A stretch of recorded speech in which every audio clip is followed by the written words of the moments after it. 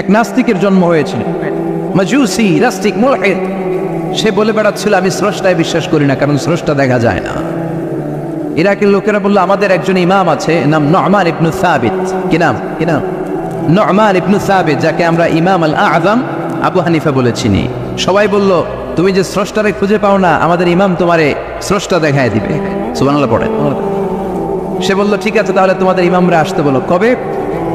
সামনের জুমাবারে ঠিক ভর দুপুরে, দুপুর 2টার দিকে জুমার নামাজের পরে আমিও আসবো, তোমার ইমামও আসবে, ডিবেট হবে।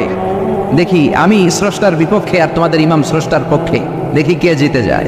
এই ডিবেট দেখার জন্য হাজার হাজার মানুষ এসেছে ইরাকের কুফানগরীতে, হাজার হাজার মানুষ এসেছে। ওই নাস্তিকও এসেছে যে আল্লাহকে বিশ্বাস করে না, স্রষ্টাকে বিশ্বাস করে। সবাই এসেছে, আসে নাই শুধু ইমাম আবু হানিফা। নাস্তিক কয় তগো ইমাম ডরাইছে। কি বলে? তোদের ইমাম ভয় পেয়েছে। উনি এসেছেন 1.5-2 ঘন্টা দেরি করে। 1.5 ঘন্টা দেরি করে যখন উনি আসলেন, নাস্তিক বলে আপনার সাথে কোনো কথা নাই, আপনার তো সময়ের জ্ঞানই নাই, আপনার সাথে কিসের আলাপ? ইমাম আবু হানিফা বললেন আইন দিয়ে ওজর, আমার ওজর আছে। কি ওজর? তিনি বললেন আমি যখন ঘর থেকে বেরোই আমার বাড়ির সামনে বিশাল এক নদী পড়ে যায়, আর এই নদী পেরোতে আমার নৌকা ব্যবহার করতে হয়। আজকে এসে দেখি নৌকাও নাই, মাঝিও নাই, কিচ্ছু নাই।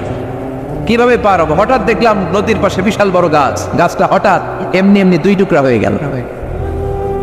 গাছ থেকে বিশাল কাঠের তক্তা বের হয়ে গেল, তক্তাগুলো অটোমেটিক্যালি জোড়া লেগে নৌকা হয়ে গেল। এই নৌকা মাঝি ছাড়া সা করে আমার সামনে চলে এলো। আমি নৌকায় বিসমিল্লাহ বলে বসে পড়লাম। হঠাৎ নৌকা আমারে টান দিয়ে ওপারে নিয়ে এলে। তারপর আমি আপনার এই ময়দানে ছুটে এসেছি। এই যে গাছ কাটা, তক্তা হওয়া, নৌকা হওয়া, মাঝি ছাড়া চলা, এই প্রসেসিং হতে আমার 2 ঘন্টা সময় লেগেছে। I am extremely sorry for that. Asif Ziddan, আমি দুঃখিত। নাস্তিক নেতা বলে তোকে ইমাম গাঞ্জা খাইছে। ঠিক আছে, তোদের ইমাম মজনুন জুন্না আলাই, মাথার তার সিরা নিয়ে যা। ইমাম আবু হানিফা বললেন ময়দানে আমারে গালি দিলেন কেন? পাগল বললেন কেন? তার সিরা বলে ডাকলেন কেন? মজনুন শব্দ ব্যবহার করলেন কেন? মার্জিত ভাষা ব্যবহার করতে শিখেন। নাস্তিক বলে কেমন কথা আপনি বলেন? শিক্ষিত মানুষ, দার্শনিক মানুষ, জ্ঞানী মানুষ, ইমাম মানুষ, কোন মানুষ ছাড়া, করাত ছাড়া বিশাল বড় বড় গাছ কাটা যায় নাকি? মিস্ত্রি ছাড়া তক্তা বানানো যায় নাকি? মিস্ত্রি ছাড়া তক্তা জোড়া লাগে এমনি এমনি নৌকা হয় নাকি? মাঝি ছাড়া পানিতে নৌকা চলে নাকি? ইমাম আবু হানিফা বললেন now you're on the right track. এই তো লাইনে আসছেন। আমি এই লাইনে আনার জন্য তো এত গল্প, লাইনে আনার জন্যই তো এত স্টোরি আমি মেক করলাম। আপনার কথা থেকেই যদি ধরি করাত ছাড়া গাছ কাটা যায় না, এমনি এমনি তক্তা হয় না, এমনি এমনি নৌকা হয় না, মাঝি ছাড়া নৌকা এমনি এমনি চলে না, তাহলে আকাশ কেমন করে এমনি এমনি হলো? জমিন কেমন করে এমনি এমনি হলো? দ্বীপ্রাহের জলজলে সূর্যটা কেমন করে কিরণ দিল এমনি এমনি? আল্লাহু আকবার! কেমন করে নবমণ্ডল ভূমণ্ডল সৃষ্টি হলো? কেমন করে দিন শেষে রাত্রি আসে, রাত্রি শেষে দিন আসে? ওইটা যদি এমনি এমনি না হয়, মহাবিশ্বের এই সুন্দর বসুন্ধরার সব কিছু কেমন করে এমনি এমনি হয়? নাস্তিক কয় হায় হায়, আসলেই তো আমি একটা উল্লুক্কা পাঠা, আসলেই তো আমি হাদারাম, এইভাবে তো ভেবে দেখি নাই। আসলে তো এগুলো এমনি এমনি হয় না। Someone is controlling everything in the world. একজন মহা শক্তিধর মহা এমডি আছে, এমডি ম্যানেজিং ডাইরেক্টর, মহা ব্যবস্থাপক, সব ব্যবস্থাপকদের বড় ব্যবস্থাপক। চিৎকার করে বলেন তিনি কে? বিশাল এক ব্যবস্থাপক আছে, তিনি সব কন্ট্রোল করেছেন। এতদিন পর্যন্ত আমি বুঝতে পারি নাই, আমারে মাফ করিয়ে দেন আর পড়িয়ে দেন লা ইলাহা ইল্লাল্লাহু মুহাম্মাদুর রাসূলুল্লাহ সাল্লাল্লাহু। সাইয়েদনা ইমাম আবু হানিফার হাতে হাত রেখে শাহাদা বাক্য পাঠ করেছে। সুবহানাল্লাহ পড়েন। ঝিনুকের ভেতর লুকিয়ে থাকে যেমন মতি, ঝিনুকের ভেতর লুকিয়ে থাকে যেমন মতি, কালমা শাহাদাতে আছে আল্লাহর জ্যোতি, কালমা শাহাদাতে আছে আল্লাহর জ্যোতি। সুবহানাল্লাহ পড়েন। এই জ্যোতি যার হৃদয়ে একবার টাচ করে তার জন্য জান্নাতকে খুলে দেয় কে? এই জন্য এই সূরা পড়লে নাস্তিকরা নাস্তিক থাকবে না। নাস্তিকদের জন্য এখানে আল্লাহ মেডিসিন দিয়েছেন, কিছু ডোজ দিয়েছেন। আলহামদুলিল্লাহ পড়েন। এই সূরা থেকে আমরা কিছু সময় কথা শুনবো। শুনতে রাজি আছেন তো? সূরার নাম চিল্লায় বলেন কি নাম? মুলক। মুলক মানে কি? মুলক মানে রাজত্ব, মুলক মানে ক্ষমতা, মুলক মানে পাওয়ার, মুলক মানে কিংডম। মুলক মানে সভরেন্টি। সুবহানাল্লাহ পড়েন। রব্বুল আলামিন বলেন তাবারাকাল্লাযী বিয়াদিহিল মুলকু ওয়া হুয়া আলা কুল্লি শাইইন কাদির। সুবহান সেই সত্তা যার হাতে ক্ষমতা আর তিনি সব বিষয়ে ক্ষমতাশীল। সুবহানাল্লাহ। তাবারাকাল্লাযী বিয়াদিহিল মুলক, মহামহিম সে সত্তা, সুবহান সে সত্তা, বিয়াদিহিল মুলকু যার হাতে ক্ষমতা। ক্ষমতা কার হাতে? চিৎকার করে বলতে হবে কার হাতে? নাকি আমাদের হাতে, না সরকারের হাতে, পুলিশের হাতে, র্যাবের হাতে, মাশরাফির হাতে, হিরো আলমের হাতে? ক্ষমতা কার হাতে? ক্ষমতা শুধুমাত্র একজনের হাতে। চিল্লায় বলেন তিনি কে? আল্লাহর হাতে ক্ষমতা, আর তিনি হচ্ছেন সকল ক্ষমতার উৎস, centre of the all powers. সব ক্ষমতার উৎস কে? নাকি জনগণ? আমরা কিন্তু এটাই শিখি, এদেশে আমাদেরকে রাষ্ট্রীয়ভাবে শেখানো হয়, এটা রাষ্ট্রীয় কুফরি। সকল ক্ষমতার উৎস জনগণ নয়, সকল ক্ষমতার উৎস কে? উনি ক্ষমতার উৎস, তিনি ক্ষমতাসীন, মহা ক্ষমতাধর। তার ক্ষমতার সাথে কারো তুলনা হয় না। আমাদের কি ক্ষমতা আছে? কথা বলেন। বল্লা পোকার কেমন খেয়েছেন? হ্যাঁ, মৌমাছি কামড়াইছে, মৌমাছি কামড়াইলে চিল্লাচিল্লি শুরু করে। তো কি ক্ষমতা আছে আপনার? বল্লা কামড় মেয়েরা দেয়, ওটা ধরে মার মইটাও পারি না। কুত্তায় কামড়াইলে আমরা কুত্তারে কামড়াইতেও পারি না। কথা বলেন। আমরা নাকি ক্ষমতার মালিক। পিছন থেকে কেউ যদি বলে হুজুর সাপ, দৌড়। মজা করে বলছি, এতই ভাবে আসলে যদি ফাঁস করে আসতো সব দৌড়। স্লোগান দেওয়ার বেলায় লিল্লাহে তাকবীর, আল্লাহু আকবার, আমার ভাই তোমার ভাই, কাপায় ফেলামো নামায় ফেলামো। কথা বলেন। আর যদি পেছন থেকে কেউ আওয়াজ করে বলে সাপ, দৌড়। আপনারা কি দৌড় দিবেন? আমরা এদিক দিয়ে দৌড় দিব। কথা কর। চাচা আপন প্রাণ জীবন বাঁচানোর জন্য ভয়ে পাগল। সাপ লাগবে না, বাবা ভেঙছিলেন মাইথার দিয়ে নাই বোধ হয়। আছে আছে, কি করে? খালি লাফায়। 10টা বাবা ব্যাং যদি ছেড়ে দেওয়া হয় স্টেজে 2টা, আর বাকি 8টা এদিকে, বাবা ব্যাং আর কি লাভ দিবে? এর চেয়ে লাফালাফি শুরু করবো আমরা। কথা বলেন। আর আমরা দাবি করি আমরা ক্ষমতার উৎস। কোনো ক্ষমতা নাই। একবার ডায়রিয়া হলে 3বার টয়লেটে গেলে আর চেহারার দিকে তাকানো যায় না। কারে মাফ করে দে, আই মরে যাই, আই হাইতান ন আছে না নাই? তো পারবেন না কেন? আপনার না ক্ষমতার উৎস? আপনি না ক্ষমতার উৎস? আরে আপনার তো কোনোই ক্ষমতা নাই। খুলিকাল ইনসানু দাঈফা, মানুষকে দুর্বল থেকে দুর্বল করে তৈরি করেছে কে? এজন্য রব্বুল আলামিন বলেন তাবারাকাল্লাযী বিয়াদিহিল মুলকু ওয়া হুয়া আলা কুল্লি শাইইন কাদির। সুমহান সেই সত্তা যার হাতে ক্ষমতা। চিল্লায় বলেন ক্ষমতা কার হাতে? যুবকদের গায়ের রক্ত গরম, তারা চাইলে অনেক কিছু করতে পারে। চিল্লায় কোন ঠিক কিনা? তোমরা যারা যুবক এসেছো, তোমাদের মধ্যে আছে প্রাণ ঢালা উচ্ছ্বাস, প্রাণ শক্তি। তোমরা চাইলে বাতাসের গতিকে পাল্টে দিতে পারো, সাগরের স্রোতকে উল্টে দিতে পারো। তোমরাই করতে পারো আগামীর ডিজিটাল বাংলাদেশ। চিল্লায় বলেন ঠিক কিনা?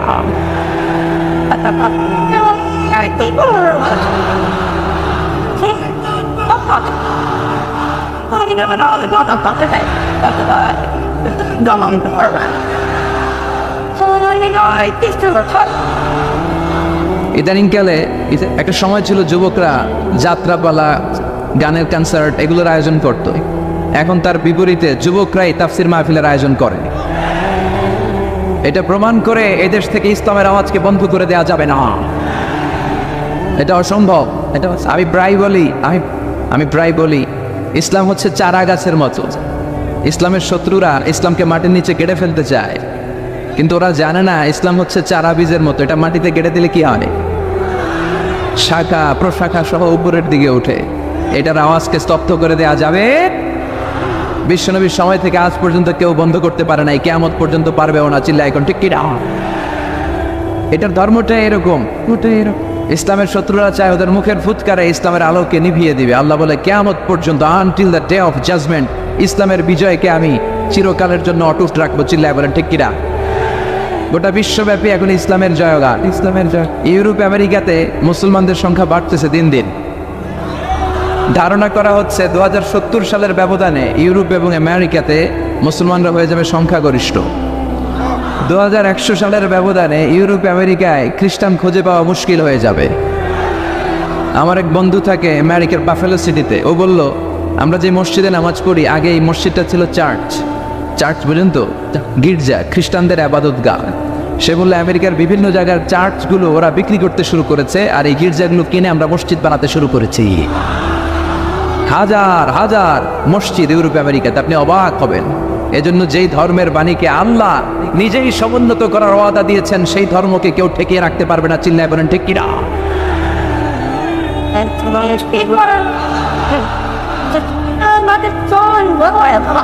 এই ইসলামকে ধর্ম হিসেবে পেয়ে আমরা খুশি না বেজার? এজন্য প্রত্যেক সালাতের পরে আমরা বলি, অ্যানাউন্স করি, রদিতু বিল্লাহি রাব্বা ওয়াবিল ইসলামি। সবাই চিৎকার করে বলেন, অবিল ইসলামি, হে আল্লাহ তোমাকে রব হিসেবে পেয়ে আমরা খুশি, আর ইসলামকে ধর্ম হিসেবে পেয়ে আমরা খুশি। এজন্য ইসলামের পক্ষে থাকলেই লাভ। যারা ইসলামের পক্ষে থাকবে তাদের লাভ না লস? যারা ইসলামের বিপরীতে যাবে তাদের দিন, দুনিয়া, আখিরাত সবটাকে বরবাদ করে দিবে কে? নারীদের পেটটা হচ্ছে খনি। চিল্লায় বলেন তো, নারীদের পেটটা কি? গ্যাসের খনি, তেলের খনি, স্বর্ণের খনির মতো নারীদের পেটও খনি। তাই নারীদেরকে যদি ইসলামের সাথে অ্যাটাচমেন্টটা বাড়ানো যায়, কোরআন সুন্নাহর আলোকে তাদেরকে কথা শোনানো যায়, এই পেট থেকে বড় বড় আল্লাহর ওলি বেরোবে, বড় বড় মুফাসসিরে কোরআন বেরোবে। এই পেট থেকে ফজলুল হক আমিনের মতো মুফতি বেরোবে, আহমদ শফির মতো আলেমে দিন বেরোবে, আল্লামা সাইদির মতো মুফাসসিরে কোরআন বেরোবে। নারীদের পেটটা হচ্ছে খনি। এই নারীদেরকে যত্ন নিলে এদের পেট থেকে বেরোবে আলেমে দিন, মুফাসসিরে কোরআন, হাফিজে কোরআন, দেশপ্রেমিক আল্লাহওয়ালা লোক। আর যদি নারীদেরকে কোরআন সুন্নাহর আলোকে যত্ন না নেই, তাদেরকে যদি আমরা জি বাংলা দেখতে দেই, কথা বলেন, খুলনায় তো জি বাংলা চলে না, স্টার জলসা, কিরণমালা, এগুলো যদি আমরা দেখতে দেই, তাহলে এই একই নারীর পেট থেকে বড় বড় ডাকাত বেরোবে, টেন্ডারবাজ, চাঁদাবাজ বেরোবে, দুর্নীতিবাজ বেরোবে, দেশের টাকা, দশের টাকা মেরে যারা বিদেশে পাচার করে দিবে এরকম টন বেরোবে। এজন্য নারীদেরকে ইসলাম শেখানো খুব জরুরি। বিষ্ণু বলেছেন, দুনিয়া কুল্লুহা মাতা ওয়া খায়রু মাতা'আদ দুনিয়া আল মারআতুস সালিহা। এই খালি চোখে তোমরা পৃথিবীতে যা দেখো সব সম্পদ, আর এই সব সম্পদের মধ্যে সবচেয়ে দামি সম্পদ হচ্ছে নেককার নারী। সুবহানাল্লাহ পড়বেন না? এজন্য নারীদেরকে যেন আমরা ইসলাম শিখাই, নারীদেরকে যেন আমরা কোরআন শিখাই। বিশ্বনবী বলতেন, খবরদার নারীদেরকে গালি দিও না, আমি বিশ্বনবী নারীদের পিতা। আল্লাহ কোনো ছেলে সন্তান আমার বাঁচায় রাখে নাই। 4 জন কন্যা সন্তান বেঁচে ছিল বিশ্বনবীর। মুহাম্মদ রাসূলুল্লাহ সাল্লাল্লাহু আলাইহি ওয়াসাল্লাম ছেলে সন্তানের পিতা হতে পারলেন না। যারা আসলো আল্লাহ নিয়ে গেলেন, রাখতে দিলেন না, থাকতে দিলেন না। আব্দুল্লাহ, কাসেম, ইব্রাহিম, 3টা ছেলে ছিল, 3টাকে ছোটবেলা উঠিয়ে নিলেন কে? কন্যা সন্তানরা বেঁচে ছিল, ফাতিমা, জাইনাব, রোকাইয়া, উম্মে কুলসুম। ফাতিমা রাদিয়াল্লাহু তাআলা আনহাকে বিশ্বনবী সবচেয়ে বেশি ভালোবাসতেন। বলতেন, ফাতিমা তো বিদআম মিন্নি, ফাতেমা আমার কলিজার টুকরা। যে ফাতেমারে কষ্ট দেয় সে আমারে কষ্ট দেয়, যে ফাতেমাকে আনন্দ দেয় সে আমি বিশ্বনবীকে আনন্দ দেয়। বিশ্বনবী কোনো সফরে বেরোলে সব শেষে ফাতেমা রাদিয়াল্লাহু তাআলা আনহার সাথে দেখা করে বেরোতেন। আবার লম্বা সফর শেষ করে ঘরে এসে সবার আগে ফাতেমার সাথে দেখা করতেন। সুবহানাল্লাহ পড়বেন না? আবার বিশ্বনবী বলেছেন, যাদের প্রথম কন্যা সন্তান মেয়ে তাদের ঘরটা বরকতময়। প্রথম কন্যা সন্তান, প্রথম সন্তান কন্যা আছে কার কার? দেখি হাত তোলেন তো। আপনাদের দলে আমি আছি ইনশাআল্লাহ। আপনারা আছেন? আলহামদুলিল্লাহ, আলহামদুলিল্লাহ। আল্লাহ তুমি কবুল করো। আপনার 3 মেয়ে? হ্যাঁ, 3 ডটার্স। জামাল উদ্দিন, জামিল উদ্দিন ভাই, উনিও আকিদ সাহেবের ছেলে। মাশাআল্লাহ, জামিল ভাইকেও তুমি কবুল করো। তো এই জন্য কন্যা সন্তান অনেকে আছে, ছেলে হলে খুব আনন্দ পায়, আছে না নাই? এরকম ডাকাত বোধহয় খুলনায় নাই, আছে? ছেলে হলে পাড়ায় মিষ্টি খাওয়ায়, বিরিয়ানি খাওয়ায়, কিন্তু মেয়ে হলে চেহারাটা বাংলা পাঁচের মতো, ও এর মতো হয়ে যায়, আছে না নাই? এমনটা যেন না হয়। ছেলেও দেন আল্লাহ, মেয়েও দেন আল্লাহ। চিল্লায় বলেন, কে দেন? ছেলে দেয় কে? মেয়ে দেয় কে? ছেলে মেয়ে দুইটাই দেয় কে? আবার ছেলেও দেয় না, মেয়েও দেয় না, তিনি কে? তিনি কি? এজন্য আমরা তার কাছে যাব। মাজারে যেয়ে যাওয়া যাবে না। মাজারে যেয়ে চাওয়া যাবে? দো দিল বান্দা কালমা চোর, না পায় শ্মশান না পায় ঘোর, দিন থাকিতে আয়রে পথে ছাইড়া দে বন্ডামি বন্ডামি বন্ডামি বন্ডামি, ছাইড়া দে বন্ডামি। ঠিক কিনা? নামাজ নাই রোজা নাই, মাজারের ব্যবসা করে। দেখবেন এদের নামাজ রোজা কিচ্ছু লাগে না, চুলে জট পেকে থাকে, মাথার মধ্যে লাল শালু। এমনও পীর এই দেশে আছে, এদের শুধু পীরের অভাব নাই। আমাদের দেশে যত পীর আছে পৃথিবীর অনেক দেশের জনসংখ্যাও তত না। কথা বলেন। নামাজ নাই রোজা নাই, চুলে জট পাকিয়ে রাখে। এমনও পীর আছে শুনেছি বছরে নাকি একবার গোসল করে, আর ওই গোসলের পানি মুরিদরা সব বরকতের আশা খেয়ে ফেলায়। নাউজুবিল্লাহ পড়তে পারলেন না? এই ভণ্ডামির সাথে আমাদের কোনো সম্পর্ক আছে? আমরা চাইবে একজনের কাছে, তিনি কে? নাকি খাজা বাবার কাছে যাবেন? কেউ ফিরে না খালি হাতে, খাজারে তোর দরবারেতে। বলা যাবে? খাজার দরবার থেকে খানিয়াতে ফিরে না? দামি ঘড়ি পরে গেছে, ঘড়ি চুরি হয়ে গেছে, এখন খানিয়াতে ফিরে। দামি জুতা পড়ে গিয়েছে, জুতা চুরি হয়ে যায়, খালি পায়ে ফিরে। এরকম আছে না? নাই। একটা দরবার থেকে কেউ খালিয়াতে ফিরে না। দরবারটা কার? কেউ ফিরে না খালি হাতে, আল্লাহরে তোর দরবারেতে। সবাই বলেন, কেউ ফিরে না, কেউ ফিরে আল্লাহরে তোর দরবারেতে। এমন দরবার যখনই চাইবেন, যখনই হাত পাতবেন, ফিরে আছে না? নাই। এজন্য আমরা বিপদে আপদে, সকালে বিকালে, শীতকালে গ্রীষ্মকালে একজনের কাছে চাইবো, তিনি কে? আমরা সবসময় যেন আল্লাহর কাছে চাইতে পারি। আল্লাহ তুমি তৌফিক দাও। আমি আমার খুতবার শুরুতে সূরাতুল আল বাকারা আয়াত থেকে তেলাওয়াত করেছি। এই আয়াতের আলোকে কিছু কথা আমরা শুনবো। আওয়াজ করে পড়েন ইনশাআল্লাহ। আমরা এই তাফসিরুল কোরআনের মধ্যে একটা বই থেকেই কথা বলি। আমাদের সিলেবাস একটাই। বলেন তো সিলেবাসটার নাম? এই কোরআনে কোনো ভুল আছে? সন্দেহ আছে? সংশয় আছে? এই কোরআনটাকে একজন ডাচ পলিটিশিয়ান গালি দিয়েছিল পয়জন বলে। সে বলেছিল কোরআন ইজ এ পয়জন, কোরআন নাকি একটা বিষ। আর সে ইসলামকে বলেছিল ইসলাম ইজ এ লাই, ইসলাম একটা মিথ্যা ধর্ম। কিন্তু আল্লাহর কি মেহেরবানি, গত 3 সপ্তাহ আগে ওই ডাচ পলিটিশিয়ান কালিমা পড়ে মুসলমান হয়েছে। এরকম গোটা বিশ্বব্যাপী আপনি দেখবেন যে অনেক সেলিব্রিটিরা, নেলসন ম্যান্ডেলার নাতির ঘটনা আমরা জানি, ম্যান্ডেলা কালিমা পড়ে মুসলমান। খোদ আমেরিকার ইউথ মিনিস্টার জসুয়া ইভান্স কালিমা পড়ে মুসলমান। অনেক ক্রিকেট তারকা, অনেক ডান্সার, অনেক সেলিব্রিটি এরা কালিমা পড়ে মুসলমান হয়। টনি ব্লেয়ারের আপন শালিকা লরেন বুথ একজন মিডিয়া কর্মী, সেও কালিমা পড়ে মুসলমান। এরকম কালিমা পড়ে মুসলমান হওয়ার হিড়িক গোটা বিশ্বে আছে না? নাই। এই কোরআনটা এমন কিতাব, যে কিতাবে কোনো ভুল নাই। অনেকে না বুঝে এটাকে পয়জন বলে, এটাকে লাই বলে, কিন্তু যখন বুঝ আসে তখন কোরআনের প্রেমে প্রেমিক হয়ে যায়। সুবহানাল্লাহ পড়েন। আল্লাহ বললেন, this is the book, the most authentic and original book in the world, whereof there is no doubt in it and a guidance to those who are muttaqin. এটা এমন বই যে বই কোনো ভুল নাই, কোনো সন্দেহ নাই। মুত্তাকিনদের জন্য এই বইটাকে গাইডলাইন করে পাঠিয়েছে কে? আবার রব্বুল আলামিন বলেন, আলিফ লাম রা, কিতাবুন আনজালনাহু ইলাইকা লিতুখরিজান নাসা মিনাল যুলুমাতি ইলান নূর। I have sent you this holy and sacred book unto you, O my beloved last messenger, in order to lead the mankind out of darkness into the light. ও নবী, আমি কোরআনকে পাঠিয়েছি অন্ধকারাচ্ছন্ন মানুষগুলোকে আপনি কোরআনের আলোকে আলোকিত করবেন। কোরআনের সাথে সম্পর্ক বাড়ালে জীবনটা আলোকিত করে দেয় কে? এজন্য প্রতিদিন কোরআন তেলাওয়াত করতে রাজি আছেন তো? এই তাফসির মাহফিলগুলো একদিনের আলোচনায় আমরা আপনাদেরকে হেদায়েত করে দিতে পারবো, এটার কোনো গ্যারান্টি নাই। তবে আমরা কিছু রিমাইন্ডার আপনাদের সাথে শেয়ার করতে পারি। This is the first and foremost reminder যে আমাদেরকে কোরআনের সাথে সম্পর্ক বাড়াতে হবে। প্রতিদিন যেন আমরা কোরআন তেলাওয়াত করি, প্রতিদিন যেন কোরআনের অনুবাদ করি, মাতৃভাষায় যেন কোরআনটাকে বুঝি। পড়তে রাজি আছেন তো? আল্লাহ তুমি বুঝার তৌফিক দান করো। আমি সূরাতুল আল বাকারা থেকে একটি আয়াত তেলাওয়াত করেছি। সূরাতুল বাকারা হচ্ছে কোরআনের সবচাইতে ছোট্ট সূরা।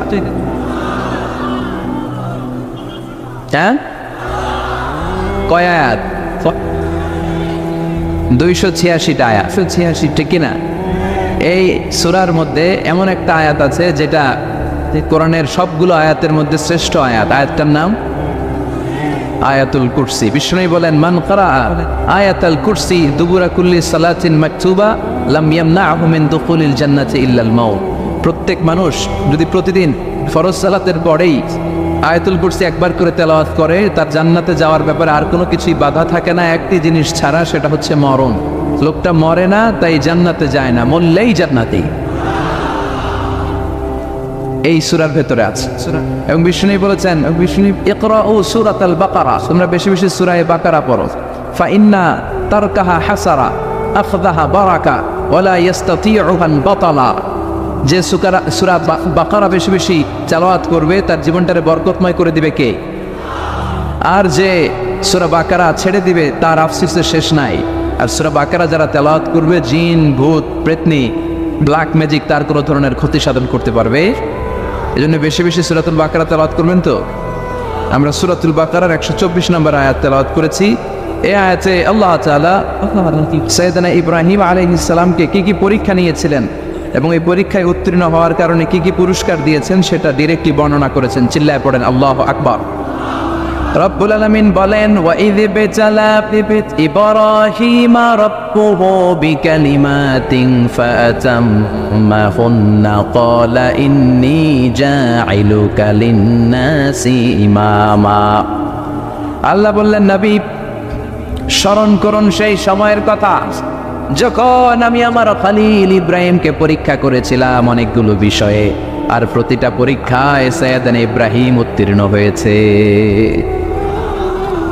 প্রতিটি পরীক্ষায় তিনি সাইয়েদনা ইব্রাহিমকে সফল পেয়েছেন, প্রতিটি পরীক্ষায় তিনি সাকসেসফুলি সফলতা অর্জন করেছেন।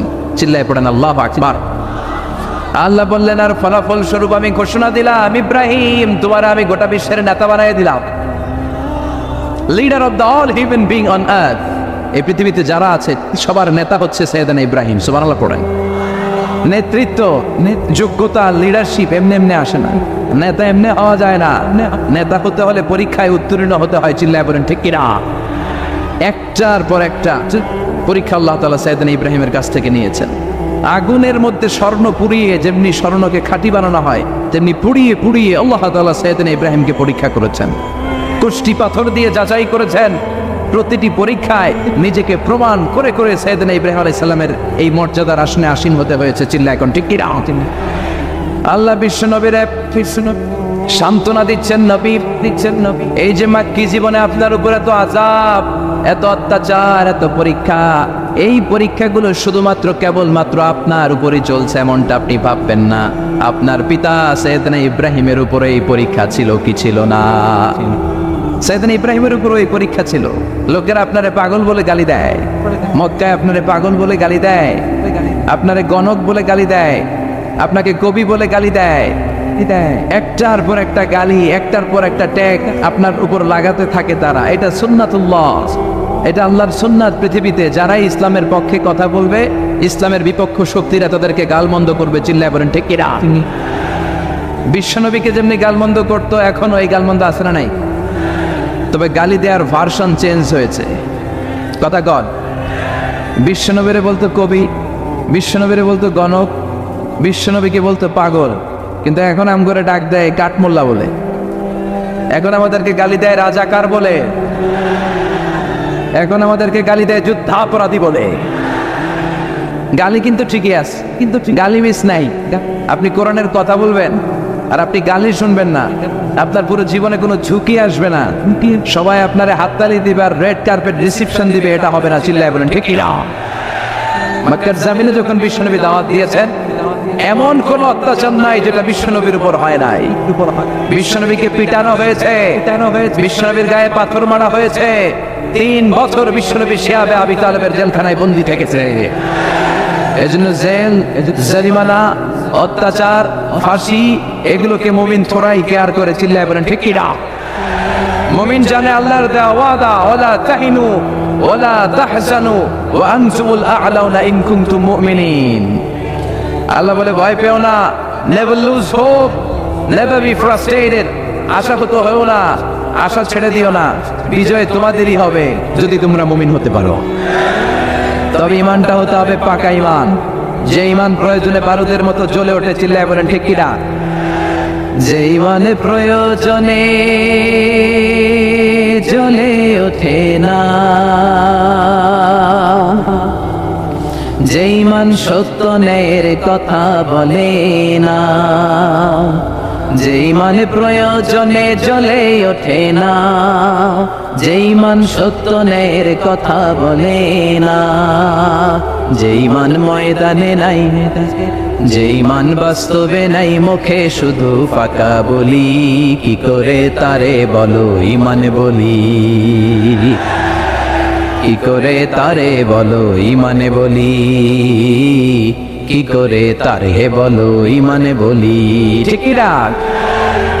যেই মান দিন কায়েমের আন্দোলনের ধার ধারে না, যেই মান লেবাসধারী কোরআন হাদিস তাও পড়ে না, যেই মান খাজার নামে মাজার গড়ে ফুলুস কামাই, যেই মান শিরকিয়াতের আমল করে ভীত না হয়, যেই মান ইমানে বলে নাস্তিকতার মঞ্চে ওঠে, যেই মান বাতিল মতের দোসর হয়ে ফায়দা লুটে, যেই মান শুধুই কেবল খায় দায় আনন্দ করে, যেই মান দেখে না যে ফিলিস্তিনে ভাইরা মরে, যেই মান বাস্তবে নাই, যেই মান অন্তরে নাই, মুখে শুধু ফাঁকা বলি, কি করে তারে বলো ঈমান বলি, কি করে তারে বলো ঈমান বলি, কি করে তারে বলো ঈমান বলি। চিল্লায় বলেন ঠিক কিনা?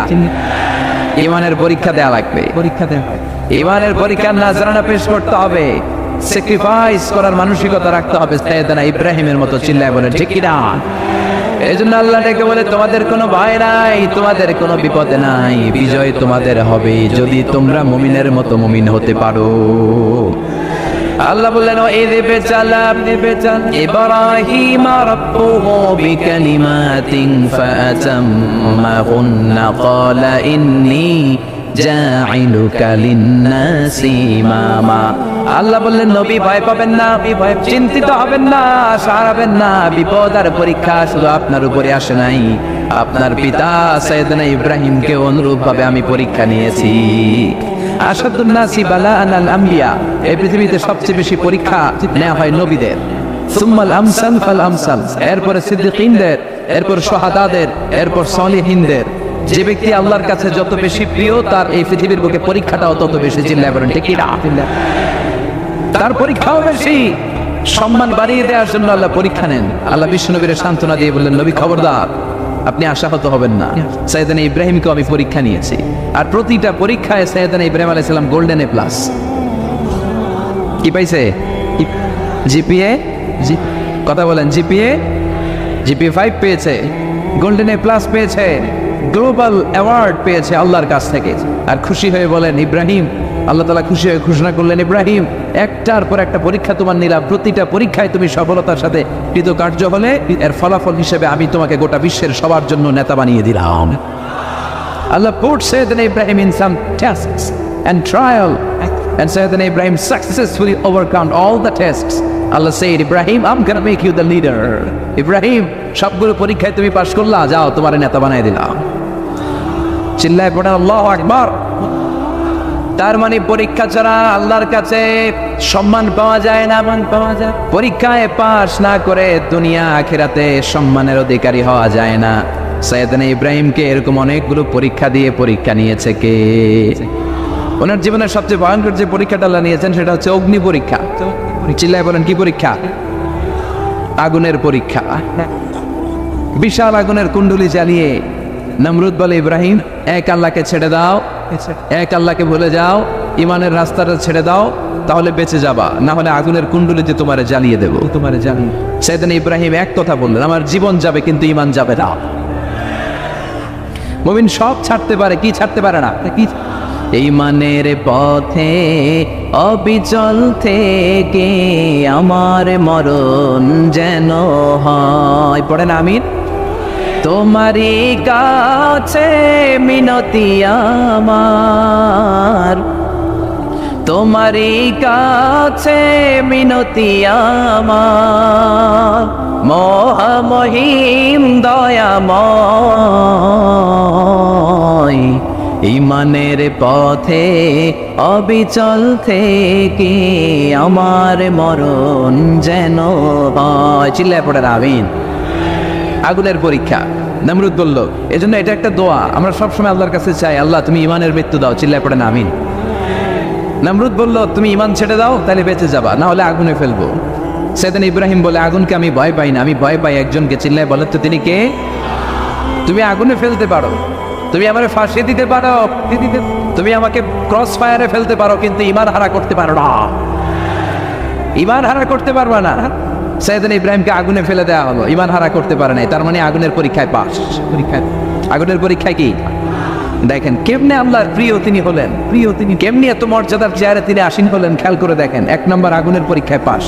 2 নম্বর আল্লাহ বললেন, ইব্রাহিম যাও, তোমার স্ত্রীকে, তোমার প্রিয় সন্তানকে মক্কার মরুজ জমিনে রেখে দিয়ে আসো, যেখানে মানুষ নাই, প্রাণী নাই, জনমানবহীন একটা জায়গা। বলার সাথে সাথে টু শব্দ নাই, সাথে সাথে সাইয়েদনা ইব্রাহিম আলাইহিস সালাম হাজারকে নিয়ে আর সাইয়েদনা ইসমাইলকে নিয়ে, ওনার স্ত্রীর নাম ছিল কি? স্ত্রীর নাম ছিল হাজার। আমরা বাংলাদেশে বলে থাকি বিবি হাজেরা, বিবি, আমরা কি বলি?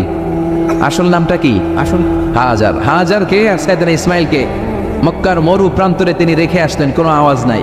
তার মানে ফ্যামিলি বিসর্জনের, পরিবার বিসর্জনের যে পরীক্ষাটা আল্লাহ নিলেন, এই পরীক্ষায়ও, চিল্লায় বলেন, এই পরীক্ষায়ও। এরপর আল্লাহ বলেন, ইব্রাহিম আমি দেখতে চাই তোমার হৃদয়ে আমার জন্য দরদ বেশি না ইসমাইলের জন্য দরদ বেশি, যাও ছেলেটারে জবাই করো। সাইয়েদনা ইসমাইলকে যখন সাইয়েদনা ইব্রাহিম পেয়েছিলেন, ওনার প্রথম সন্তানটা যখন হয়েছিল, তখন সাইয়েদনা ইব্রাহিমের বয়স ছিল 86 বছর। সুবহানাল্লাহ কইতে পারলেন না? কয় বছর? এই ফুলতলাতে, এই খুলনায় 86 বছরের কারো সন্তান হয়? শুনছেন? সাইয়েদনা ইব্রাহিম আলাইহিস সালাম যখন প্রথম সন্তানটাকে পেলেন, সাইয়েদনা ইসমাইলকে পেলেন, ওনার বয়স ছিল 86 বছর।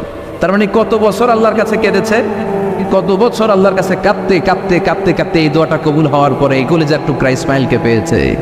আর আল্লাহ পরীক্ষা নেওয়ার জন্য বললেন, ইব্রাহিম যাও, ইব্রাহিম ইসমাইলকে জবাই করো। বলতে দেরি, ছুরি নিয়ে গলায় চালাতে দেরি হয় নাই। তার মানে 3 নম্বর পরীক্ষা, এই পরীক্ষাতেও পাস। সুবহানাল্লাহ পড়েন। আল্লাহ বলেন, না আরো পরীক্ষা নিব, আরো মর্যাদা বাড়াই দিব। সুবহানাল্লাহ পড়েন। পরীক্ষায় যদি উত্তীর্ণ হন, মর্যাদা বাড়াই দিবে কে? এবার আল্লাহ বললেন, ইব্রাহিম তুমি হজের কাফেলা করো, হজ প্রোগ্রামের অ্যারেঞ্জ করো, হজ প্রোগ্রামের এমডি, ম্যানেজিং ডাইরেক্টর আমি আল্লাহ তোমার অ্যাপয়েন্টমেন্ট করে দিলাম। কি কি কাজ করতে হবে আল্লাহ রাব্বুল আলামিন বললেন, ইব্রাহিম প্রথমে তোমাকে রাজমিস্ত্রির কাজ করতে হবে। কি করতে হবে? وَإِذْ يَرْفَعُ إِبْرَاهِيمُ الْقَوَاعِدَ مِنَ الْبَيْتِ وَإِسْمَاعِيلُ رَبَّنَا تَقَبَّلْ مِنَّا إِنَّكَ أَنْتَ السَّمِيعُ الْعَلِيمُ। সাইয়েদনা ইব্রাহিম, সাইয়েদনা ইসমাইল মিলে রব্বুল আলামিন অর্ডার করার সাথে সাথে বাপ বেটা মিলে রাজমিস্ত্রির কাজ শুরু করে দিলেন। সুবহানাল্লাহ পড়ে দিলেন। তার মানে রাজমিস্ত্রির পরীক্ষায়ও স্ত্রীর পাস। উনি যখন কাবা ঘর বানাতে লাগলেন, বানাতে বানাতে আর নাগাল পায় না, বলে আল্লাহ আর তো নাগাল পায় না। আল্লাহ বলে, এই পাথর দিয়ে দিলাম, এটার উপরে দাঁড়াও। এটার উপরে দাঁড়ানোর সাথে সাথে যতটুকু উপরে যাওয়া দরকার, পাথরটা অটোমেটিক্যালি উপরের দিকে উঠে যায়। নিচে নামা দরকার, অটোমেটিক্যালি পাথরটা নিচের দিকে নেমে যায়। চিল্লায় পড়েন আল্লাহু আকবার। কাবা ঘর বানানোর শেষ। আল্লাহ এখন কি করব? হজ প্রোগ্রামের অ্যারেঞ্জমেন্টের জন্য আল্লাহ বললে, এবার বাপ বেটা মিলে ঝাড়ুদারের চাকরি করো। কিসের চাকরি? তাহিরা বাইতিয়া লিত-তাইফিনা ওয়াল আকিফিনা ওয়ার রুকআইস সুজুদ। মসজিদেরি ঝাড়ু বারদার ও কামারে হাত শোনো আমারে মোনাজাত, শোনো শোনো ইয়া ইলাহি আমারে মোনাজাত, শোনো আমারে মোনাজাত। চিল্লায় পড়েন আমিন। আলামিন ছিলেন বিশ্বনবীর উপাধি। বিশ্বনবী এমন লোক ছিলেন, মক্কার কাফের মুশরিক বেদিন অমুসলিম সবাই বিশ্বনবীর কাছে আমানত রেখে যেত। সবাই জানে আবু জাহেলের কাছে রাখলে কিছুই পাওয়া যাবে না। স্বর্ণের বাক্স যদি রেখে যায়, স্বর্ণ পাবো না, বাক্সও পাবো না। বিশ্বনবীর কাছে রাখতেন।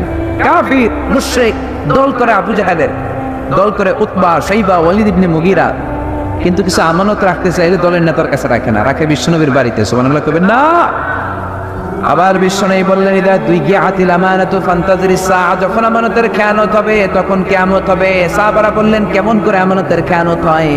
বিশ্বনবী বললেন, যেই লোক যেই চেয়ারে বসার যোগ্য নয়, তখন যখন এই লোক ওই চেয়ারে বসে যায়, তখনই আমানতের খেয়ানত হয়, তখনই কিয়ামত হয়ে যাবে।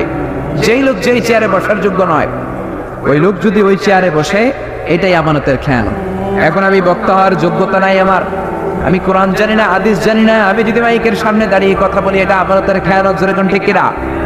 আমার ইমামতির যোগ্যতা নাই, আমি যদি শোলাকিয়ার ময়দানে ইমামতি করি তাহলে আমি হচ্ছি মুনাফিক, এটাও আমানতের খেয়ানত, যেরকম ঠিক কিনা? ইমাম হওয়ার যোগ্যতা নাই, ইমাম হয়ে যান। এমপি হওয়ার যোগ্যতা নাই, এমপি হয়ে যায়। চেয়ারম্যান হওয়ার যোগ্যতা নাই, চেয়ারম্যান হয়ে যায়। মন্ত্রী হওয়ার যোগ্যতা নাই, মন্ত্রী হয়ে বসে আছে। আসরা নাই? কথা কম না কেন? এরকম আসরা নাই? বিশ্ব নাই বললেন ওয়াকানা জাইমুল কওমি আরযালাহুম, কিয়ামতের আগে সমাজের চোর বাটপার বদমাশ গুলো সমাজের নেতা হয়ে যাবে। জোরে বলেন ঠিক না? নামাজ নাই, রোজা নাই, ওযু নাই, কোরআন জানা নাই, এরা নেতা হয়ে বসে আছে। এজন্য নেতা বানানোর সময় সাবধান।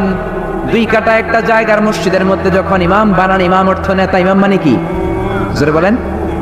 দুই কাটা জায়গা, ছোট্ট একটা 2 তলার মসজিদ, ওই মসজিদের নেতা বানাবেন মানে ইমাম বানাবেন। কি কি দেখেন? দাঁড়িয়ে আছে কিনা, ঠিক কিনা? ইমামের দাড়ি না থাকলে ইমাম রাখবেন? ইমামের মাথায় টুপি আছে কিনা? ইমামের কোরআন তেলাওয়াতটা সুন্দর কিনা?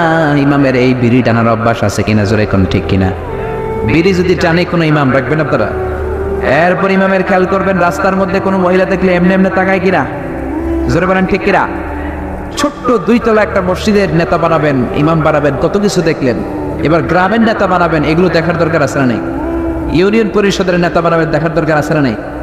জেলা পর্যায়ের নেতা বানাবেন, দেখার দরকার আছে না নেই? পুরো দেশের নেতা বানাবেন, ওই দেশের নেতা বানানোর সময় এগুলো দেখার দরকার আছে না নেই? যেই পর্যায়ের নেতা বানান দেখতে হবে নেতার কোরআন তেলাওয়াত শুদ্ধ আছে কিনা, নেতার গালে দাঁড়িয়ে আছে কিনা, নেতার নামাজ আছে কিনা, নেতার কমিটমেন্ট আছে কিনা, নেতার চরিত্র ভালো কিনা, তারাই হবে আমাদের নেতা। জোরে বলেন ঠিক কিনা? আর যদি না দেখে নেতা বানান তাহলে দেশের অবস্থা এমনই হবে যেমন আছে। জোরে বলেন ঠিক কিনা?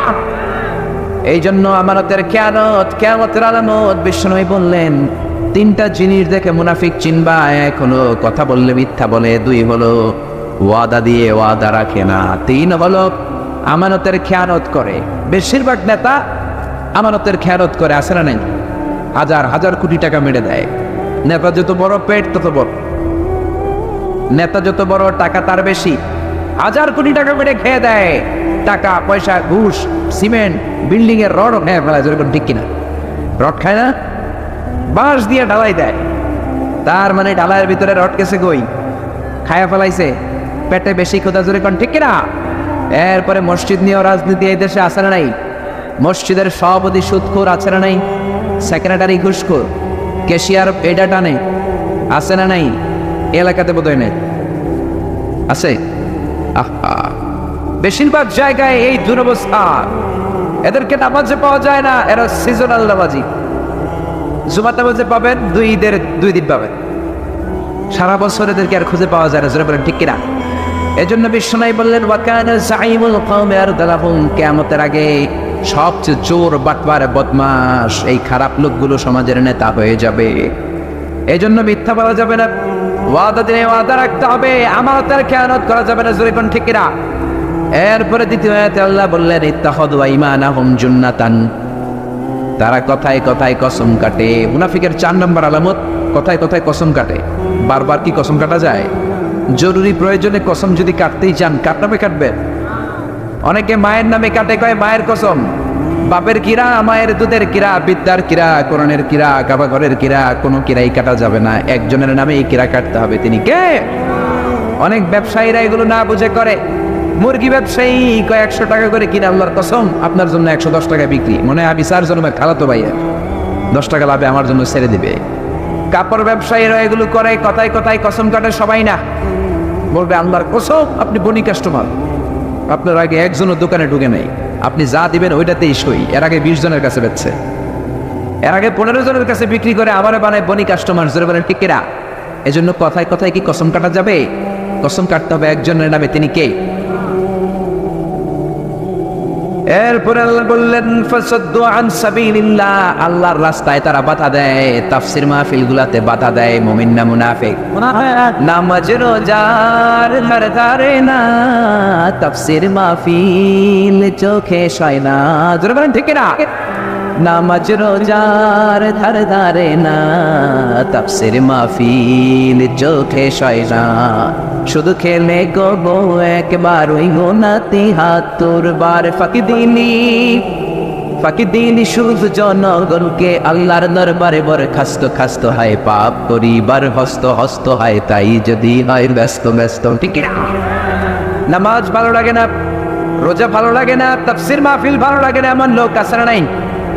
এরা মুমিন নাকি মুনাফিক? এরা মুনাফিক। এরপর আল্লাহ বললেন ওয়াইদা রাআইতাহুম তু'জিবুকা আজসামুহুম, যখন নবী আপনি তাদেরকে দেখবেন তাদের চেহারাটা বড় সুন্দর লাগবে, চেহারায় চাকচিক্য, উপর মে পাক সাফ আন্দার মে খালাত, উপরে পাক সাফ ভিতরে ভেজাল আছে না নাই? উপরে ফিটফাট ভিতরে মুমিন নাকি মুনাফিক? কথা কি বোঝা যায়? এরপরে রব্বুল আলামিন বললেন মুনাফিক কেমনে চিনবা, শোনো শোনো। وَإِذَا قَامُوا إِلَى الصَّلَاةِ قَامُوا كُسَالَى يُرَاءُونَ النَّاسَ وَلَا يَذْكُرُونَ اللَّهَ إِلَّا قَلِيلًا। মুনাফিকরা যখন নামাজে যায়, মুনাফিকরা যখন নামাজে দাঁড়ায় ভদ্রভাবে সুন্দরভাবে দাঁড়ায় না, অলসভাবে দাঁড়ায়। কেমন ভাবে?